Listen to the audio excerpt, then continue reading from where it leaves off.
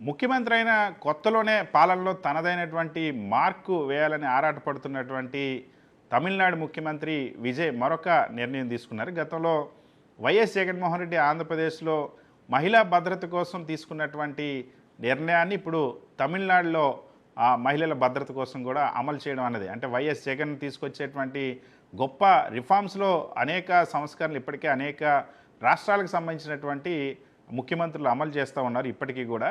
So ఆ తరహాలోనే YS Jaganmohan Reddy మహిళా భద్రత కోసం గతంలో తీసుకొచ్చినటువంటి ఆ దిశ ఏదైతే ఉందో దిశ వ్యవస్థలో భాగంగా ఇమీడియట్ క్విక్ రెస్పాన్స్ కోసం ఎప్పుడైతే మహిళలపైన ఏదైనా అఘాయిత్యాలు జరుగుతున్నాయి, లేదా ఎవరైనా అల్లరి చేస్తూ ఉన్నారు, ఎవరైనా వేధిస్తూ ఉన్నారు, ఎవరైనా అత్యాచార యత్నం చేస్తున్నారు అన్నటువంటి సమయంలో దిశ యాప్ తీసుకురావడం, దిశ యాప్ ద్వారా కాల్ చేస్తే లేదా షేక్ చేసినా సరే వెంటనే ఇమీడియట్గా ఆ పోలీసులు అక్కడికి వెళ్ళేటువంటి తీరు.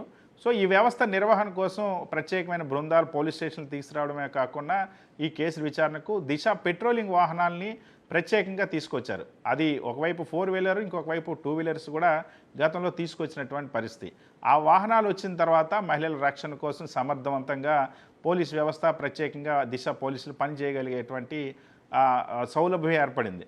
సో ఇప్పుడు అదే తరహాలో తమిళనాడులో ఏదైతే ఇక్కడ దిశ తరహాలోనే లేడీ సింగం అనేటువంటి ఒక వ్యవస్థను సీఎం విజయ్ తీసుకొచ్చారు. సీఎం విజయ్ మొట్టమొదటి లా అండ్ ఆర్డర్ రివ్యూలోనే మహిళల భద్రత కోసం ఈ వ్యవస్థను తీసుకొచ్చేటువంటి ఒక ప్రత్యేక అధికారుల బృందాన్ని ఇక్కడలాగే అక్కడ కూడా ప్రత్యేకంగా అధికారులని ఏర్పాటు చేయడం, దిశ అధికారుల తరహాలోనే అక్కడ లేడీ సింగం అధికారులను ఏర్పాటు చేయడం. వాళ్ళు ఇమీడియట్గా రెస్పాండ్ అవ్వాలి.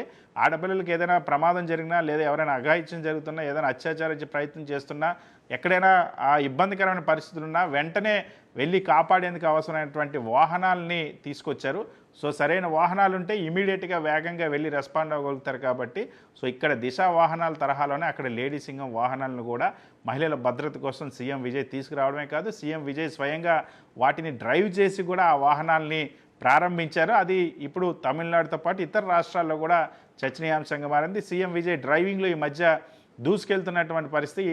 ఇటీవలే కర్ణాటకలోని మూకాంబిక అమ్మవారి దేవస్థానానికి వెళ్ళినప్పుడు కూడా, కొల్లూరులో దేవస్థానానికి వెళ్ళినప్పుడు కూడా రిటర్న్లో ఎయిర్పోర్ట్కి సుమారుగా 130 కిలోమీటర్లు స్వయంగా ముఖ్యమంత్రి డ్రైవ్ చేసుకుని వెళ్ళినటువంటి సందర్భం కూడా ఉంది.